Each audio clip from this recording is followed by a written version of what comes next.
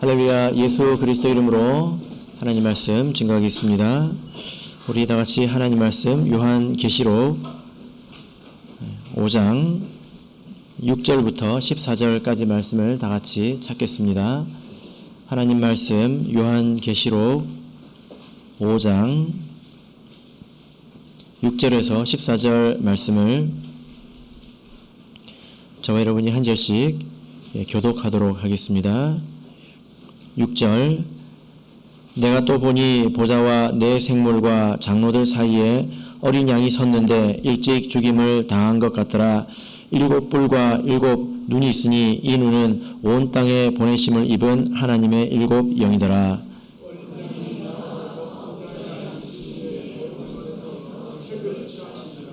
책을 취하심에 네 생물과 24 장로들이 어린 양 앞에 엎드려 각각 검은 고와 향이 가득한 금 대접을 가졌으니 이 향은 성도의 기도들이라.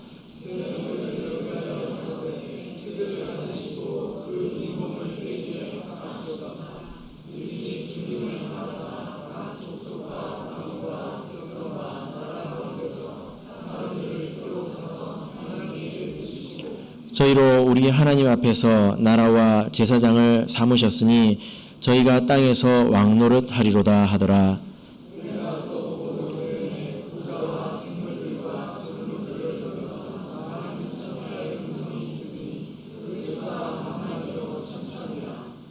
큰 음성으로 가로되 죽임을 당하신 어린 양이 능력과 부와 지혜와 힘과 존귀와 영광과 찬송을 받으시기에 합당하도다 하더라.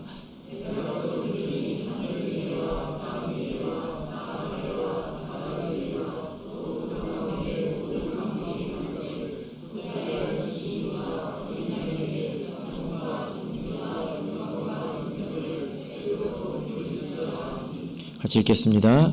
네 생물이 가로되 아멘 하고 장로들은 엎드려 경배하더라. 아멘. 네, 오늘 이 시간은 합당하신 어린 양이라는 제목으로 계시록 5장 나머지 말씀을 전하도록 하겠습니다. 지금 우리가 요한계시록을 배우고 있는데요. 큰 이제 덩어리로 좀 생각을 하시면 좋겠습니다. 계시록 1장은 계시록 전체의 배경이지요. 그리고 2장, 3장에서는 아시아에 있는 7교회에 쓴 편지입니다. 그리고 이후 4장부터 있는 일들은 말세에 관한 일들인데요. 4장, 5장은 그 전체 내용 가운데서 말세에 일어나는 모든 일에 대한 배경에 관한 말씀입니다.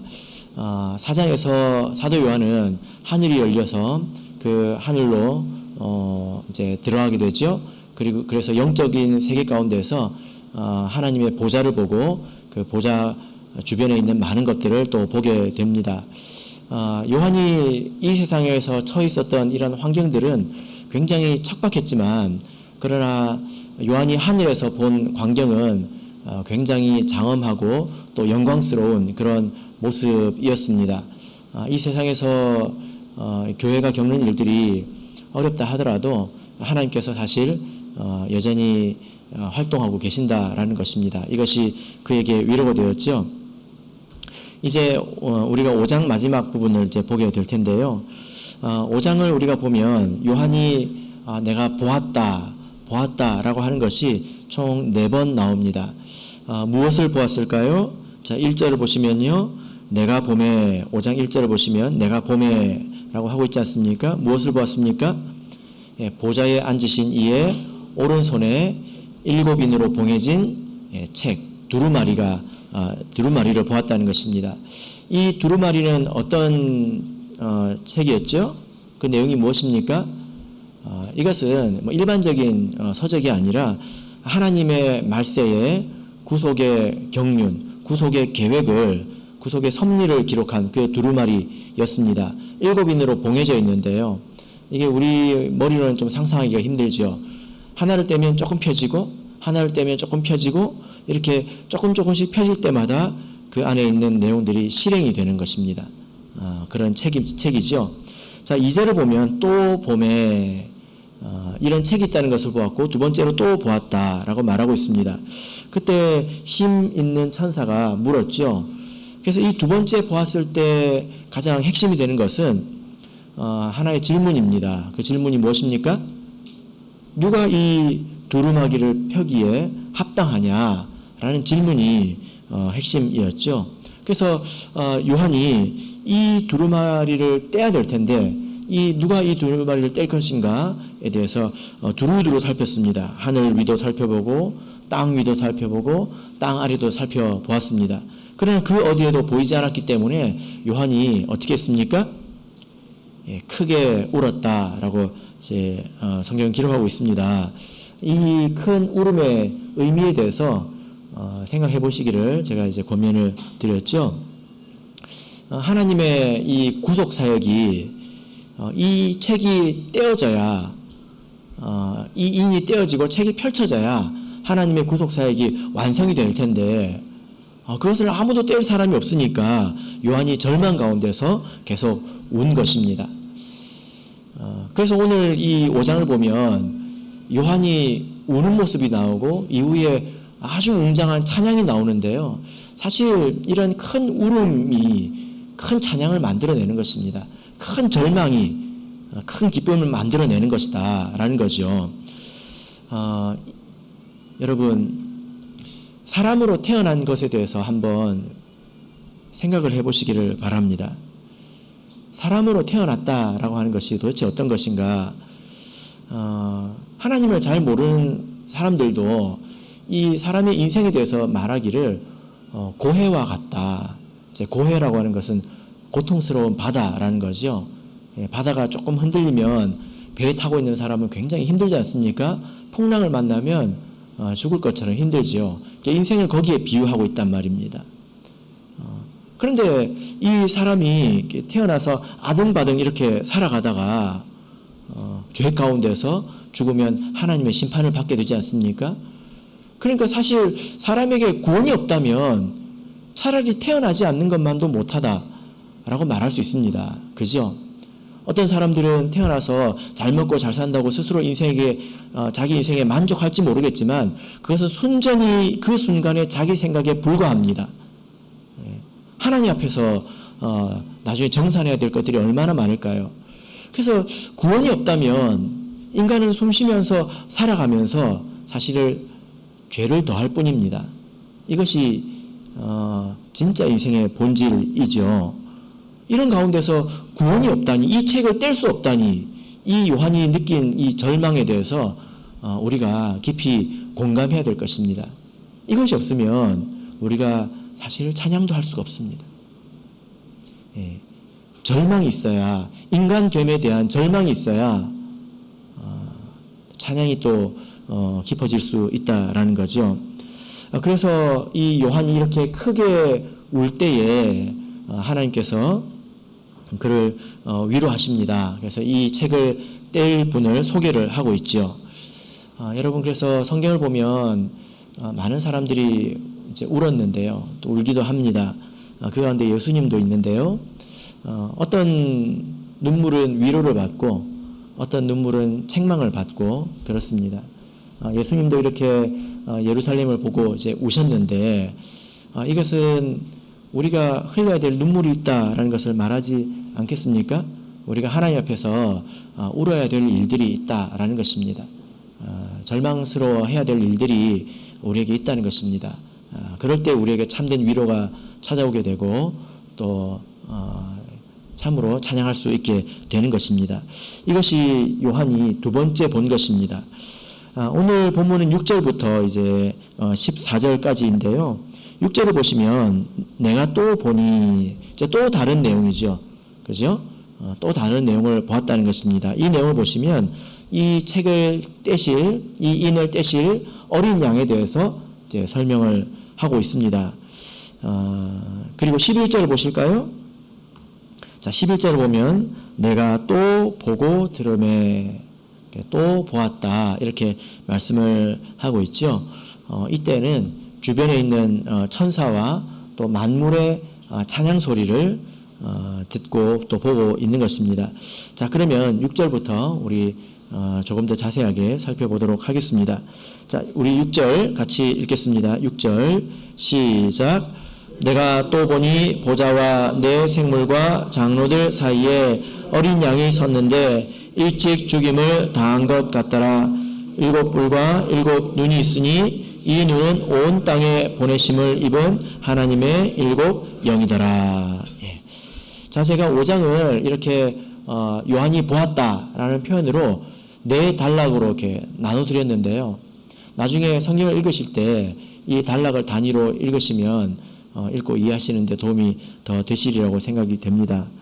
그래서 성경책에 표시를 해놓으면 더 좋으시겠죠.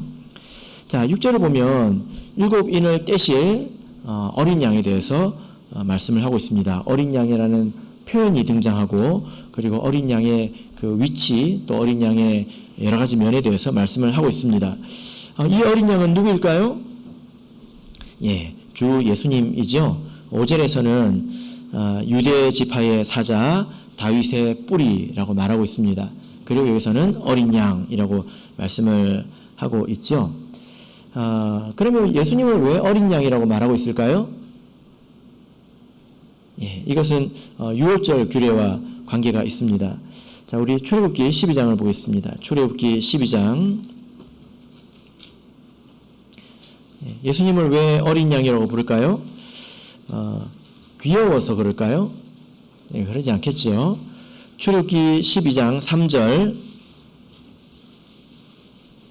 출애굽기 12장 3절 말씀을 우리 같이 보겠습니다.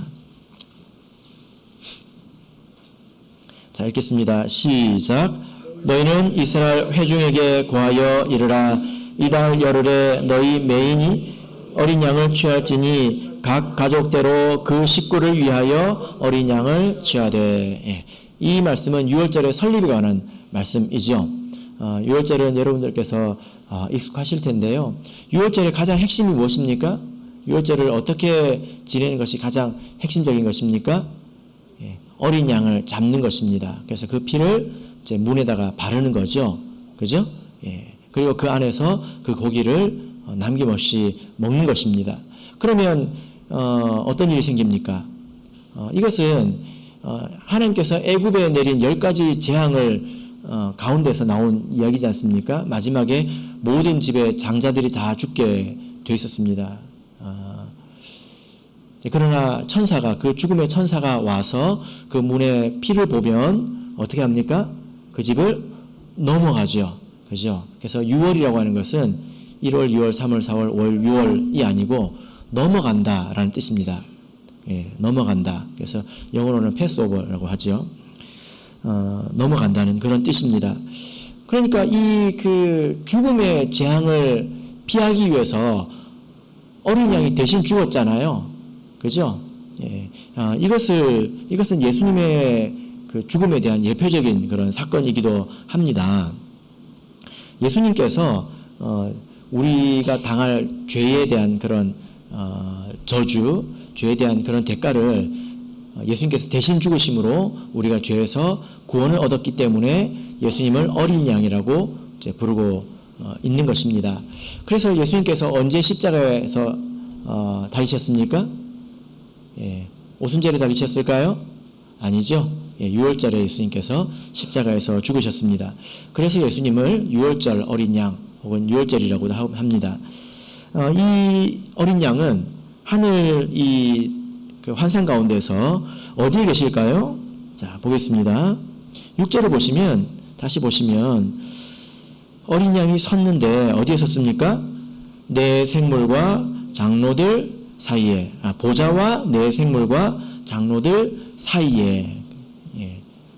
그러면 여러분 머릿속으로 한번 그려보십시오. 여기 어린 양이 어디 계실까요? 예, 보좌와 내 생물과 장로들 사이에, 이렇게 말씀을 하고 있습니다. 여기서 이 사이라고 하는 것은 사실 그 원문으로 보면 정중앙을 말합니다. 한 가운데, 복판을 말합니다.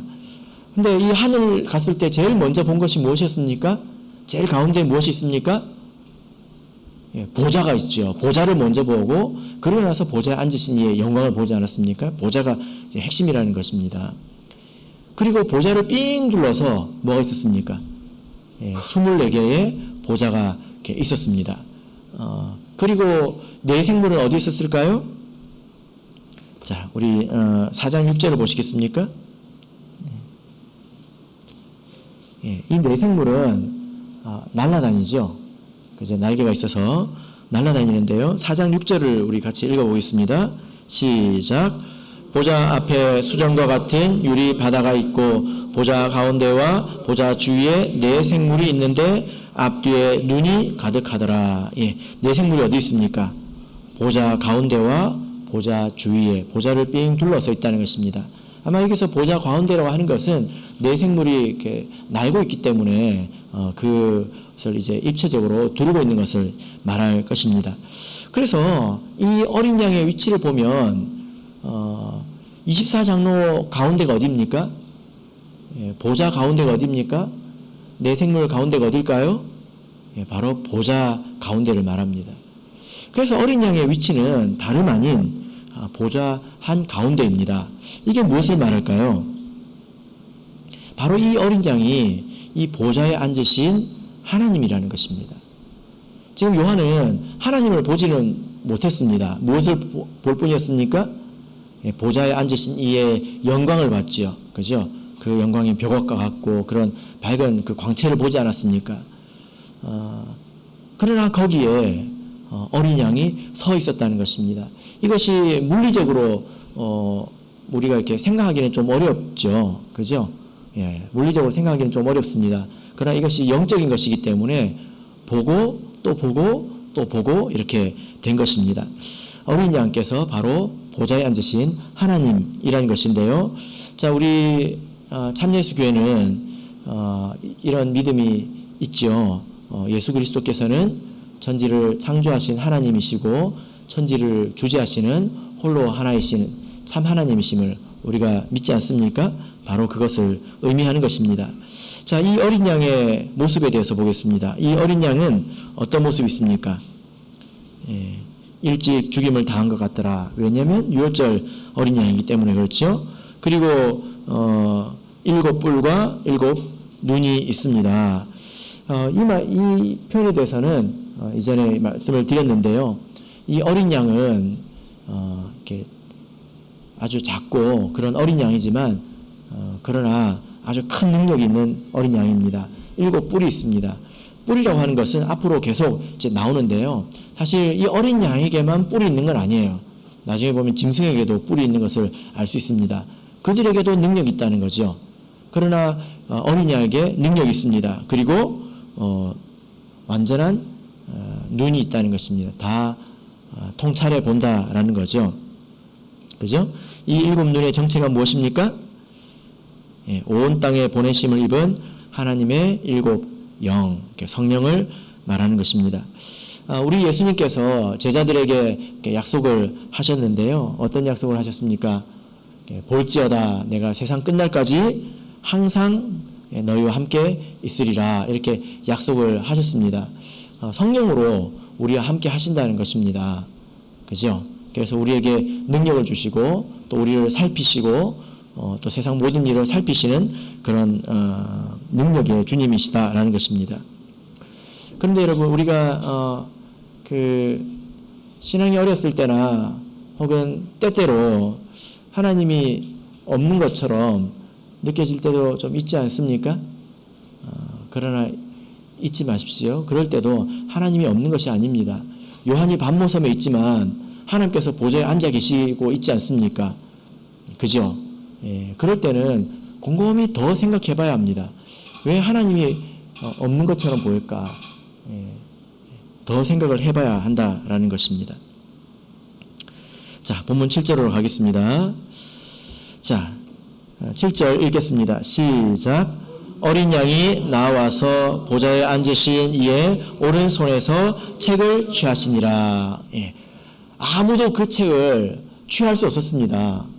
왜냐하면 그 책을 가져가도 열어볼 수가 없기 때문이죠. 그럴 만한 사람이 없기 때문에 감히 그 책을 취할 수가 없습니다. 근데 어린 양께서 그 책을 취하셨다라는 것입니다. 이 말씀을 이렇게 보면 예수님의 이야기가 이렇게 떠오르는데요. 예수님께서 제자들과 함께 나인성에 가지 않았습니까? 거기에 한 과부가 있었는데요. 그 과부의 아들이 이제 나이 들어서 이제 청년이 되어서 죽었습니다. 그 청년의 상여가 이렇게 지나갈 때에 많은 사람들이 슬프게 울었지만 그러나 실제로 사람은 아무것도 할 수 없었습니다.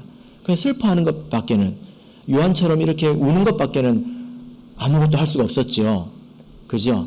근데 예수님께서 어떻게 하셨습니까? 어떻게 하셨죠? 계속 가라 하셨습니까? 아닙니다.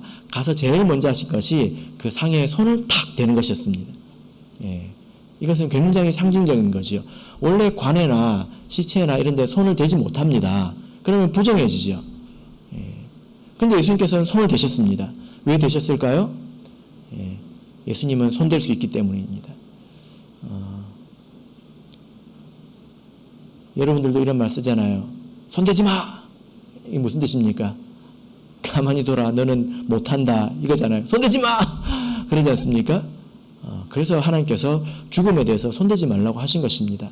그러나 예수님께서는 손을 대셨지요. 그러니까 상해가 멈추고 청년아 내가 너에게 말하노니 일어나라 할 때 그 청년이 일어나지 않았습니까?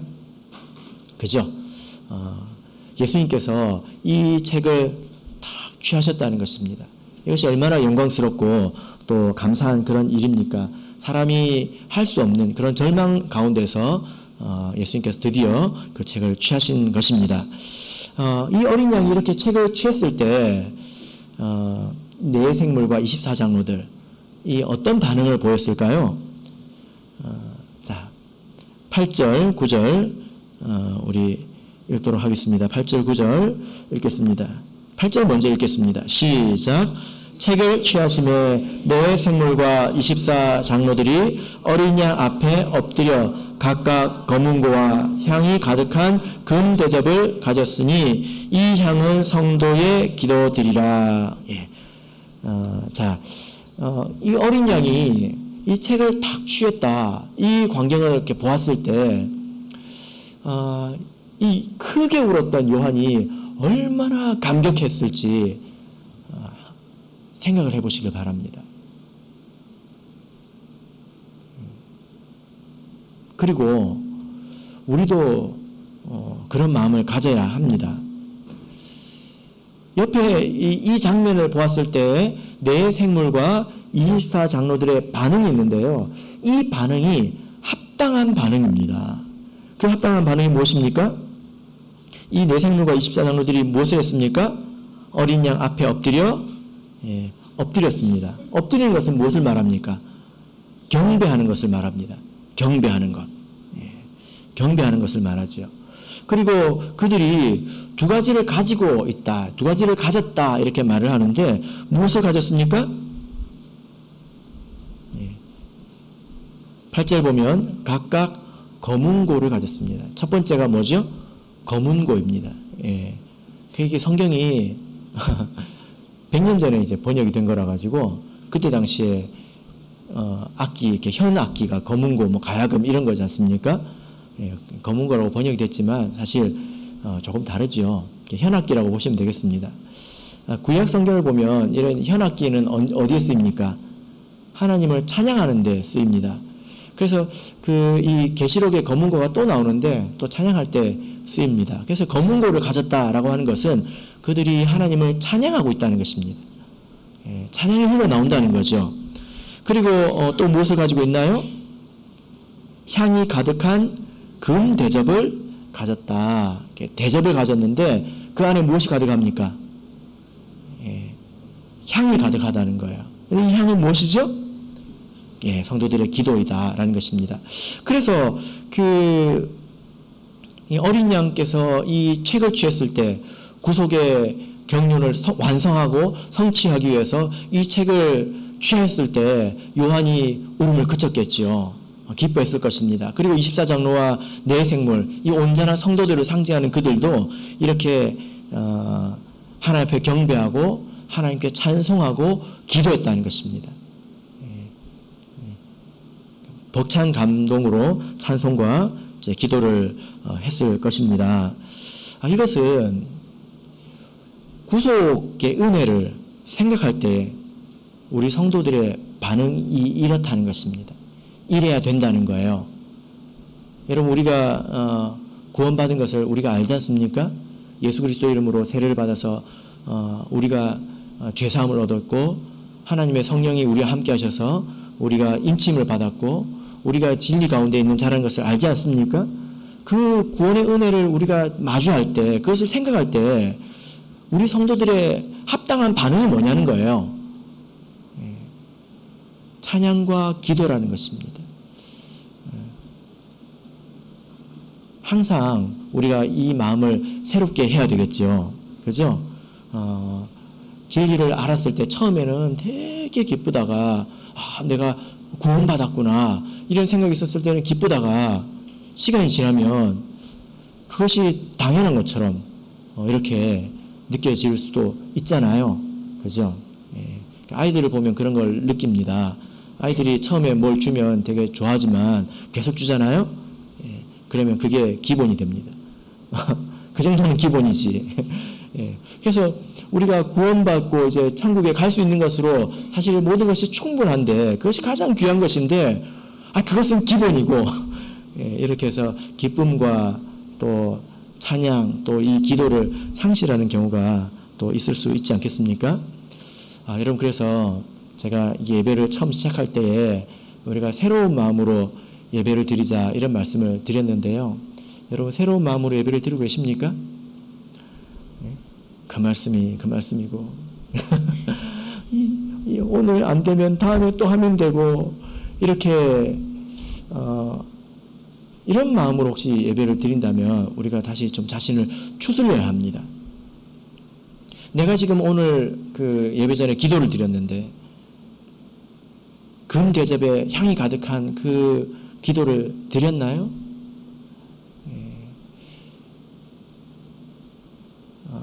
성경에 보면 이 향을 드려서 죽은 사람도 있습니다. 누구일까요? 나답과 아비후지요. 그죠? 그 사람들 왜 죽었습니까? 향을 드려서 죽었습니다. 왜 향을 드렸을까요? 왜 향을 드렸는데 죽었을까요? 다른 불로 향을 드려서 죽었다는 거예요. 그들이 왜 다른 불로 향을 드렸을까요? 그 말씀이 레위기 10장에 있습니다. 나답과 아비후가 정신이 나갔나? 왜 그랬을까? 너무 이걸 간단하게 생각한 것일까? 근데 우리가 확장할 수는 없지만 그 사건 이후에 하나님께서 바로 하시는 말씀이 뭐냐면 레위인들, 제사장들은 술 먹지 마라고 말씀하고 있습니다. 그것이 좀 관계가 있지 않을까요? 그죠? 그래서 우리가 세상에 좀 취해 있으면 이 구원의 은혜 이것이 갈수록 묵은 것이 되어버립니다. 새롭지 못합니다. 우리 구원의 이 은혜는 하나님의 이 은혜의 풍성함은 우리가 날로 새롭게 느낄 수 있을 만큼 풍성한 것이고 또 새로운 것입니다. 온전한 것입니다. 그죠? 그런데 왜 그것이 그 정도는 기본이고 이런 마음이 우리에게 생길까요? 그런 마음으로 우리가 기도하고 한다면 어쩌면 나답과 아비후처럼 다른 불로 제사를 드리는 것이 또 향을 드리는 것이 될 수 있지 않을까 이렇게 저 스스로도 조심을 합니다. 우리가 기도를 하다 보면 항상 온전한 마음으로 기도를 하는 것만은 아니지 않습니까? 그래서 주의를 해야 된다라는 거죠. 자, 24장로와 네 생물이 이렇게 찬양하고 기도를 하고 있는데 자, 여러분, 이 사람들은 어떤 찬양을 하고 또 어떤 기도를 하고 있을까요? 자, 우리 9절 10절 읽어보겠습니다. 9절 10절 읽겠습니다. 시작. 새 노래를 노래하여 가로되 책을 가지시고 그 인봉을 떼기에 합당하시도다. 일찍 죽임을 당하사 각 족속과 방언과 백성과 나라 가운데서 사람들을 피로 사서 하나님께 드리시고 저희로 우리 하나님 앞에서 나라와 제사장을 삼으셨으니 저희가 땅에서 왕노릇 하리로다 하더라. 여러분, 때로는 기도가 찬양이고 찬양이 기도이기도 하지 않습니까? 그죠? 그들이 어떤 찬양을 했습니까? 여기 보면 새 노래를 찬양했다라고 말씀을 하고 있는데 이것은 신곡을 말하는 건 아니죠. 예, 그래서 매달 새로운 찬양을 우리가 배우는 건 아닙니다. 그것 때문에 배우는 건 아닙니다. 도리어 나라는 사람의 신앙이 새로워지면 알던 찬양도 새로워질 때가 많이 있죠. 그죠? 예. 그러나 여기서 말하는 이 새 찬양은 예수님의 구속의 은혜를 노래하는 그런 찬양을 말합니다. 예수님의 구원의 은혜를 말하는 것을 새 찬양이라고 하고 있습니다. 여러분, 이 사람들은 내 생물과 24장로는 삶이 만족스럽고 무엇이 풍족하고 흥겨워서 찬양하고 있는 게 아닙니다. 그죠? 예.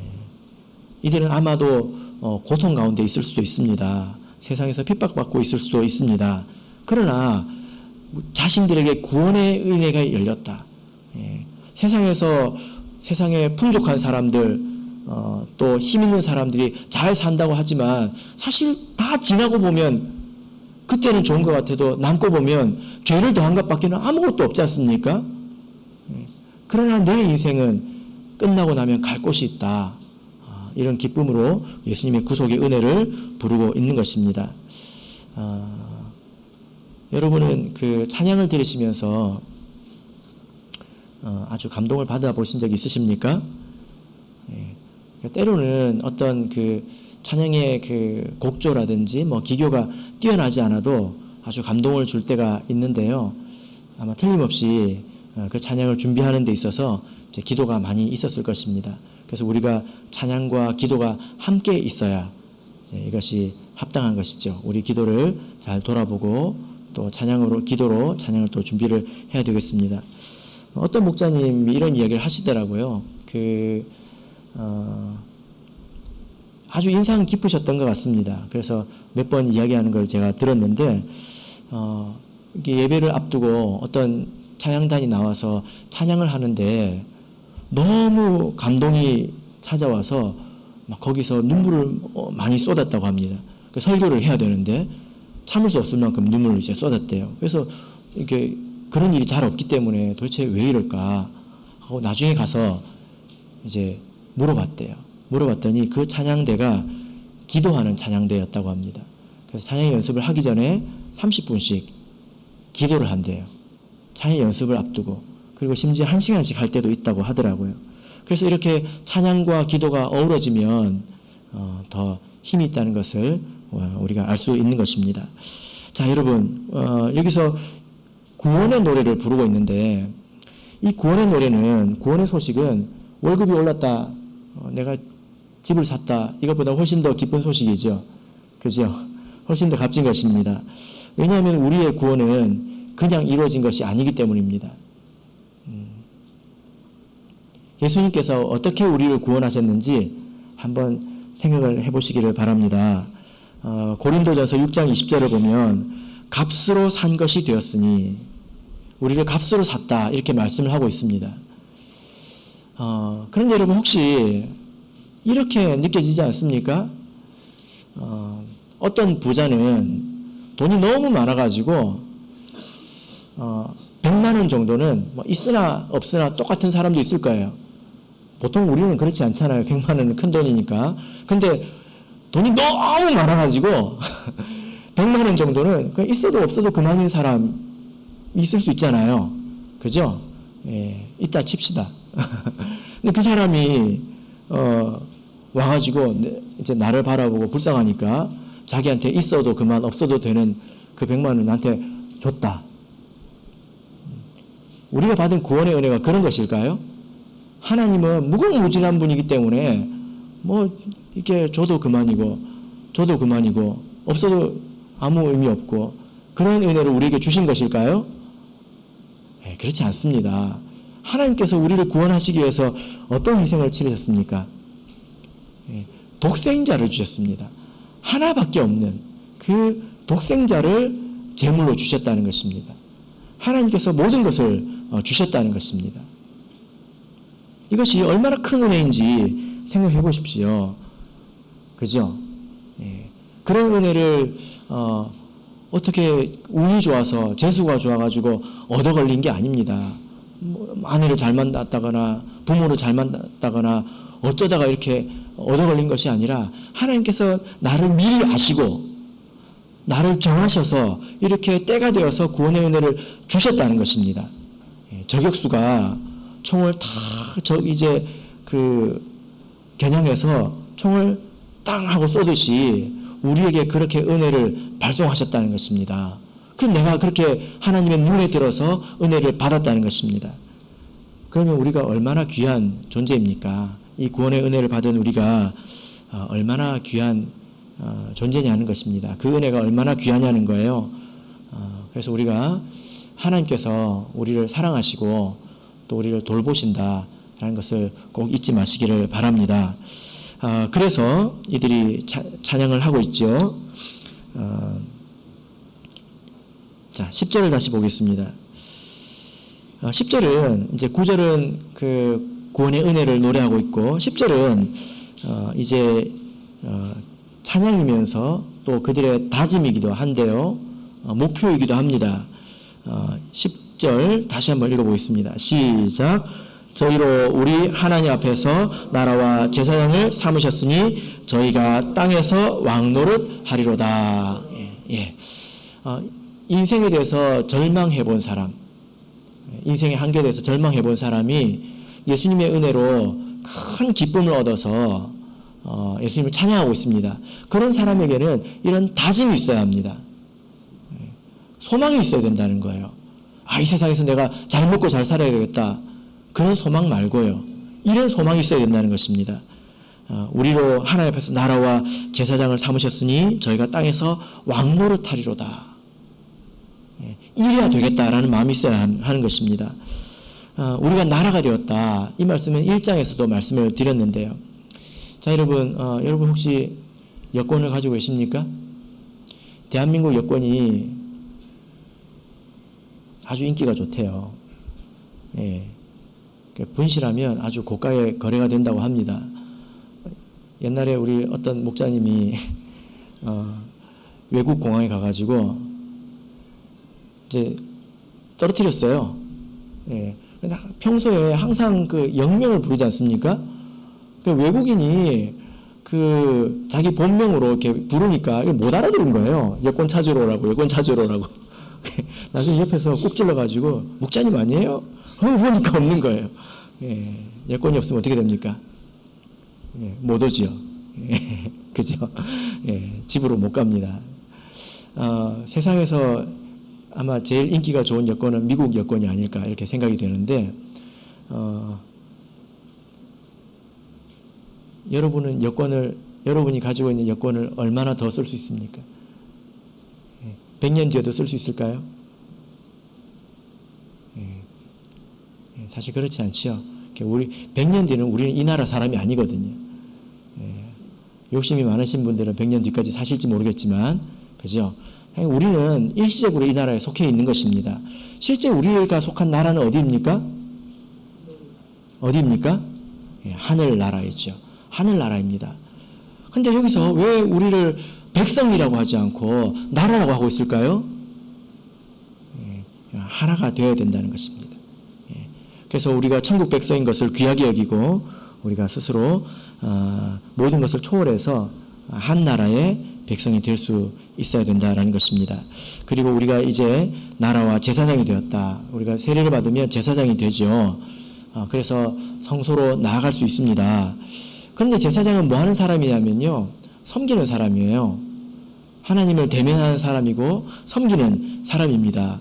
그래서 다른 사람이 내가 신분상 제사장이지만 다른 사람이 나를 위해서 기도하고 다른 사람이 나를 위해서 제사를 드리고 다른 사람이 나를 위해서 가르치고 내가 업혀가는 신앙생활을 한다면 참된 제사장이라고 말할 수 있을까요? 예. 아마 그런 사람 덕분에 다른 사람들 믿음은 더 좋아질 거예요. 근데 그 사람이 참된 제사장이라고 말할 수는 없지 않습니까? 내가 신분상만 제사장이 아니라 참된 제사장이 되려면 내가 스스로 하나님 앞에 나갈 수 있어야 되고 하나님을 대면할 수 있어야 되고 하나님 말씀을 우리가 읽을 수 있어야 합니다. 이것이 참된 제사장이지요. 그리고 왕노릇 한다고 하고 있습니다. 땅에서 왕노릇 하는 것은 무엇입니까? 다 배웠던 것입니다. 예. 왕처럼 이렇게 금관을 머리에 쓰고 떵떵거리면서 이렇게 호령하는 것을 말합니까? 나는 왕이고 다른 사람들은 다 시종이고 그런 것을 말합니까? 아니죠. 예, 조선시대 왕들이 얼마나 피곤하게 살았는지 여러분 혹시 보신 적 있으신가요? 예, 왕이 이렇게 배 두드리고만 사는 게 아닙니다. 근데 그런 이야기는 세상에 있는 이야기들이고요. 성경에 있는 왕은 다스리는 자를 말합니다. 예, 다스리는 것을 왕이라고 합니다. 예, 맛있는 거 먹고 배 두드리는 것이 왕이 아니고요. 그러면 여기서 왕 노릇 한다고 하는 것은 뭘 하는 것을 말합니까? 예, 하나님 말씀으로 자기를 다스리는 걸 말합니다. 하나님 말씀으로 예, 이 자아가 말을 잘 안 듣잖아요. 욕심도 많고 불순종적이고 고집도 세고 그러지 않습니까? 여러분에게 말 안 듣는 백성이 다 한 명씩 있는 거예요. 누굽니까? 나죠, 나. 내가 나 자신을 다스리는 것, 그것이 왕입니다. 그리고 세상적으로 보자면 복음을 전하는 것, 그것이 왕입니다. 네. 여러분들이 세상에서 복음을 전하는 것은 한편으로 그들을 심판하는 것이기도 합니다. 심판은 왕이 하는 것이죠. 그죠? 이것은 우리가 이렇게 구속의 은혜를 생각했을 때 마땅히 해야 되는 것을 이야기를 합니다.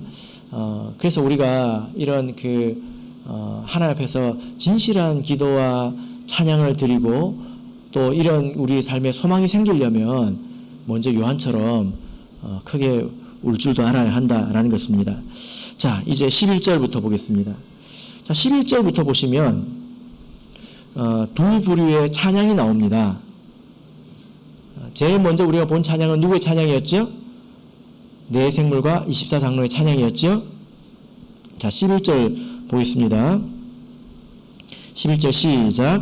내가 또 보고 들으매 보좌와 생물들과 장로들을 둘러선 많은 천사의 음성이 있으니 그 수가 만만이요 천천이라. 예. 자, 이제 요한이 또 보았는데요. 많은 천사들의 음성을, 많은 천사들을 보았습니다. 그런데 이 천사들은 어디 있습니까? 예. 보좌와 생물들과 장로들을 둘러싸고 있다는 거예요. 그러니까 가장 중심에 무엇이 있습니까? 보좌가 있고 그것을 둘러싸서 네 생물과 24장로가 있고 그것을 둘러싸서 주위에 천사가 있는데 천사가 얼마나 있습니까? 만만 천천히 있다는 것입니다. 만만이면 얼마입니까? 만 곱하기 만이죠. 어마어마하게 많은 천사가 둘러싸고 있다는 것입니다. 그 천사의 음성이 들리는데 어떤 음성입니까? 사실 이것도 찬양입니다. 자, 12절 읽겠습니다. 시작.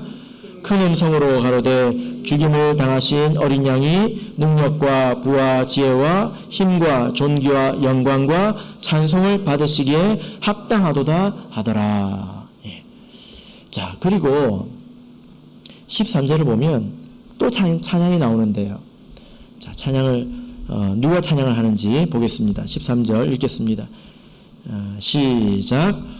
내가 또 들으니 하늘 위에와 땅 위에와 땅 아래와 바다 위에와 또 그 가운데 모든 만물이 가로되 보좌에 앉으신 이와 어린 양에게 찬송과 존귀와 영광과 능력을 세세토록 돌릴지어다 하니. 여러분 지금 이 범위가 점점 넓어지는 게 보입니까? 제일 먼저 본 게 뭐죠? 하늘의 열린 문을 향해서 들어가서 제일 먼저 본 것은 보좌였습니다. 그리고 보좌에 앉으신 이의 영광이었습니다. 그리고 그 주위를 둘러싼 네 생물과 24장로들을 보았습니다. 그리고 그 주위에 누가 있습니까? 예, 천천만만의 천사들이 찬양을 하고 있습니다. 그를 둘러싸서 무엇이 있습니까?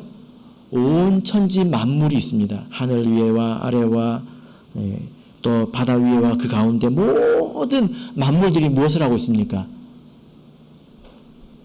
예수 그리스도의 구속의 은혜를 지금 찬양하고 있다라는 것입니다. 자, 시편 96편을 보겠습니다. 시편 96편입니다.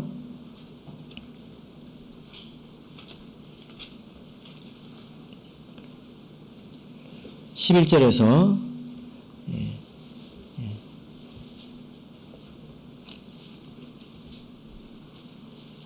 13절 11절에서 13절 읽겠습니다. 시작. 하늘은 기뻐하고 땅은 즐거워하며 바다와 거기 충만한 것은 외치며 밭과 그 가운데 모든 것은 즐거워할지로다. 그리할 때에 삼림의 나무들이 여호와 앞에서 즐거이 노래하리니 저가 임하시되 땅을 판단하려 임하실 것임이라.